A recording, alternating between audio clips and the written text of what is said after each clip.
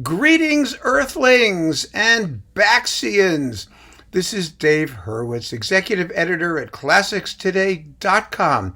Now, I have just returned from my latest trip to the planet Baxia. The mothership just departed shortly ago.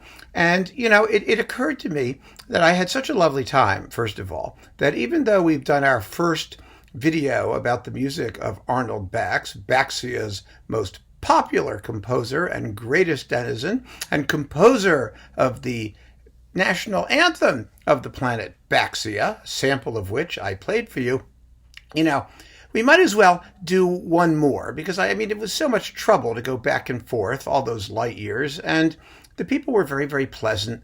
And as you know, Arnold Bax wrote 7 symphonies, but even more orchestral music of various types, including some absolutely marvelous symphonic poems. In fact, back in the day, you were much more likely to encounter Bax from his symphonic poems than from his symphonies. And so I want to talk about one of them in particular. And this is the one that the Baxians really, really were pushing, that they really suggested I do first, because it does make a wonderful, wonderful introduction to Bax's own particular unique musical sound world. And also because some of you may not know this, but the planet Baxia has been at war with the planet Rubra 6 for about, hundreds and hundreds of years. And the Rubrans are serious anti-Baxers.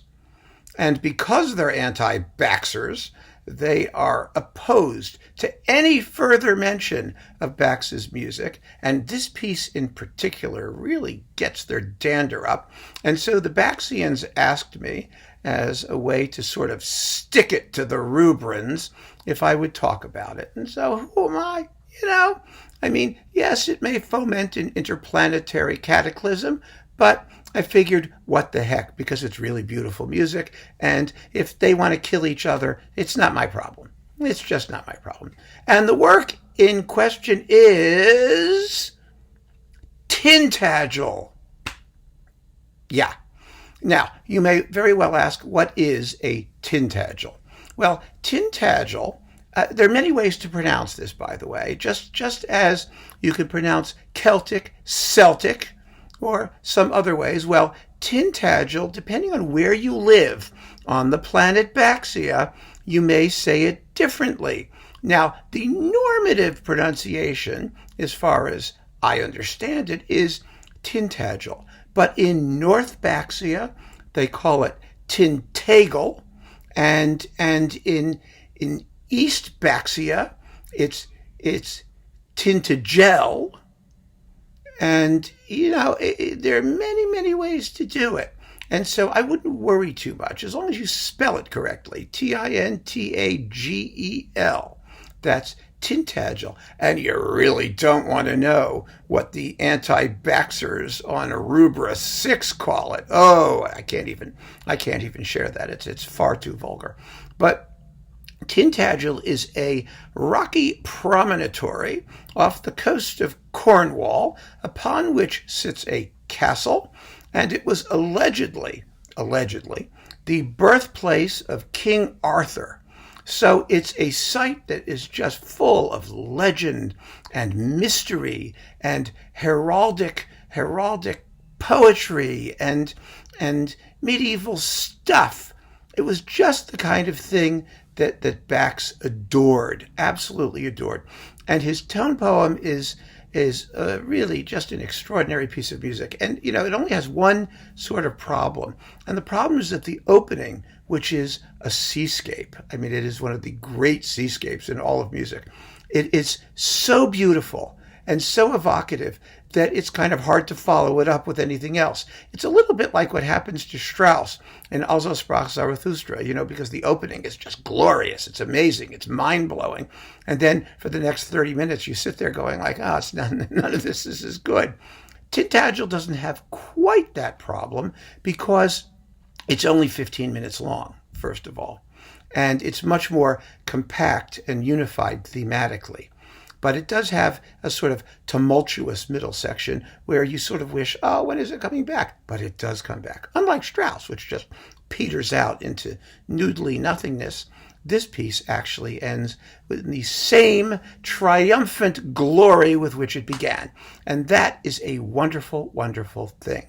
Now, most people, as I've indicated, probably came to know Bax from his symphonic poems and from this one in particular.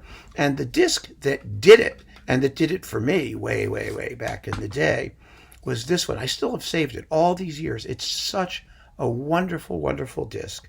It really is. It was this one, Sir John Barbirolli. Yay, Sir John, with the London Symphony Orchestra. And I mean, this is just such a wonderful disc. You've got John Ireland's London Overture and Tintagel and some Delius stuff, The Walk to the Paradise Garden, the Prelude to Ermelin, and Delius's A Song of Summer. It's a 54-minute disc. It was on Angel, or EMI if you were in the UK, and on Baxia, it was on their proprietary label Baxophonics, as you know.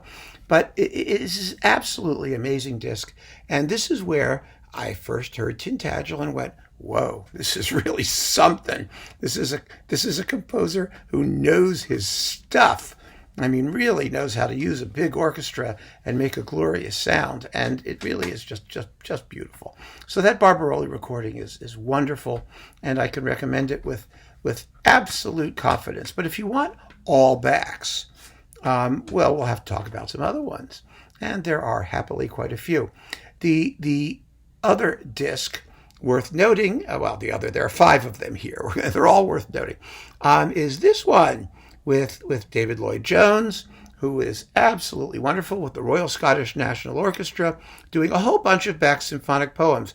Now, Tintagel is also coupled, I think, to the 7th Symphony in Bach's symphony cycle, but happily there is a separate disc of tone poems that you can get. And I'm going to play you the opening of Tintagel, because you just have to hear it. I mean, once you hear it, you're going to want it. If you don't know it, you're definitely going to want it. And the planet Baxia will rejoice, because you have been supporting their native sun.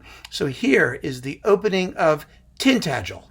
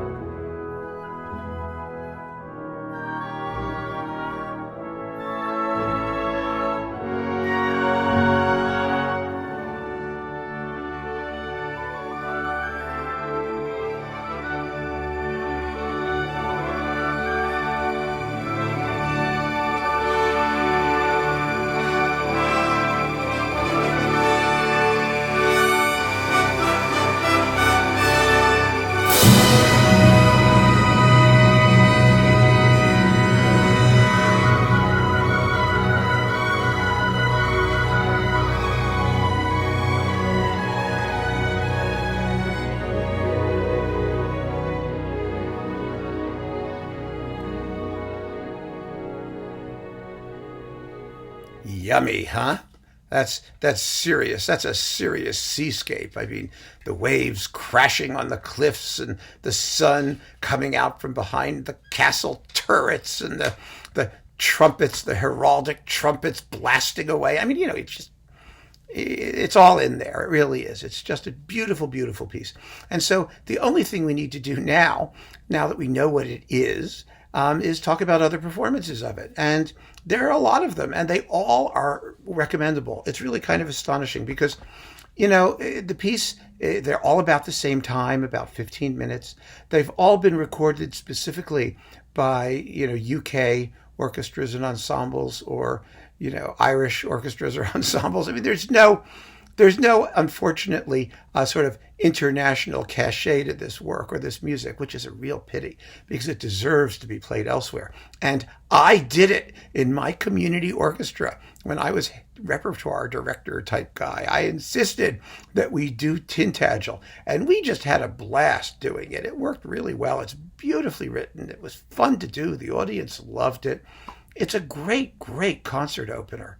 It really is. It really deserves to be done. Well, so Vernon Handley did it, but this is in his big, big box of all the Bax symphonies, and there really are only a couple like filler pieces. There's the Rogues Comedy Overture and Tintagel, and that's it. Otherwise, it's all the symphonies, and it's not issued separately. So I don't think there's any point in getting this version, although if you get this box of symphonies, which I don't think is as good as the Naxos box, frankly, the Naxos series, that is, you'll get that Tintagel, and it's a very good one. It's perfectly fine. However, there are two others, let's see here, both of which are better and are comparable to the Chandos, and you can decide which one you want. First of all, because Chandos seems to repeat itself a lot, there was the Bryden Thompson. Now, this was with the Ulster Orchestra, and Chandos made some of its most gorgeous sounding recordings with the Ulster Orchestra, and this is one of them. It is magnificent. It's absolutely fabulous. It's a glorious performance. It sounds great, and you get November Woods, The Happy Forest, The Garden of Fond, which is about like underwater death or something like that, Summer Music, and Tintagel. This is volume 3 of Bax orchestral works. Now, the problem with the Chandos Bax stuff at this point is that it's a mess.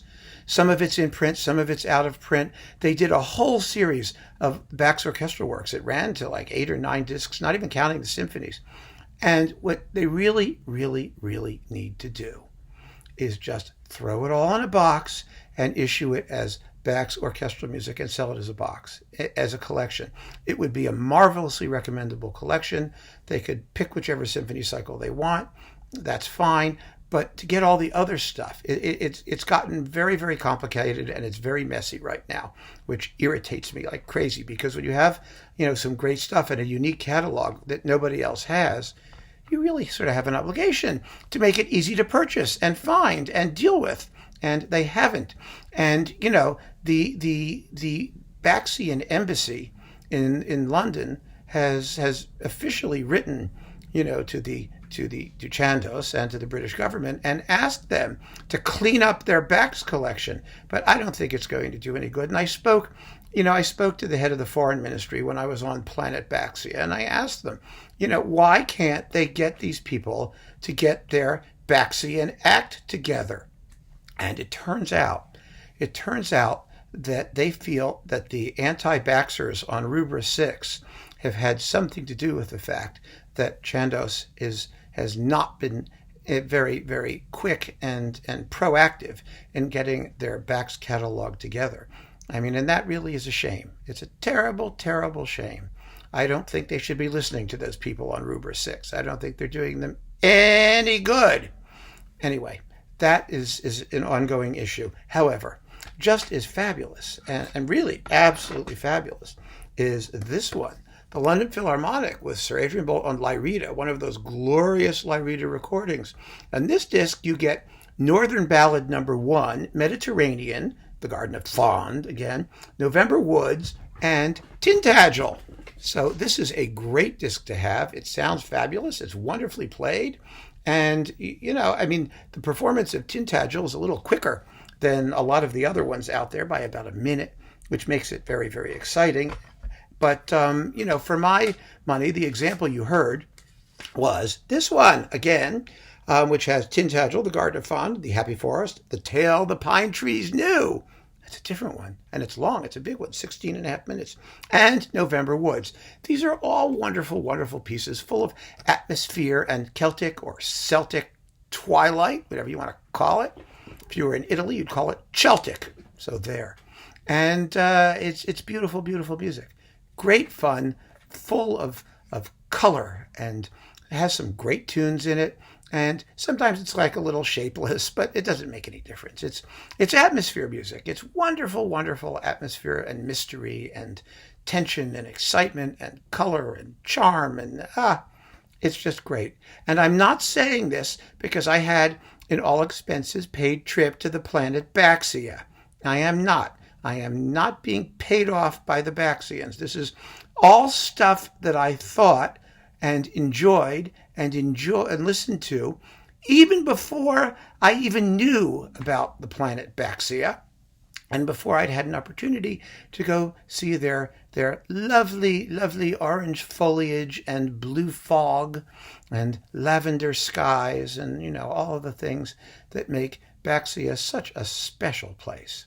And I really encourage all of you to join me in the next voyage to Baxia, and grab your recording of Tintagel or snag one if you don't have it, and keep on listening to the colorful and delightful music of Arnold Bax. Thank you.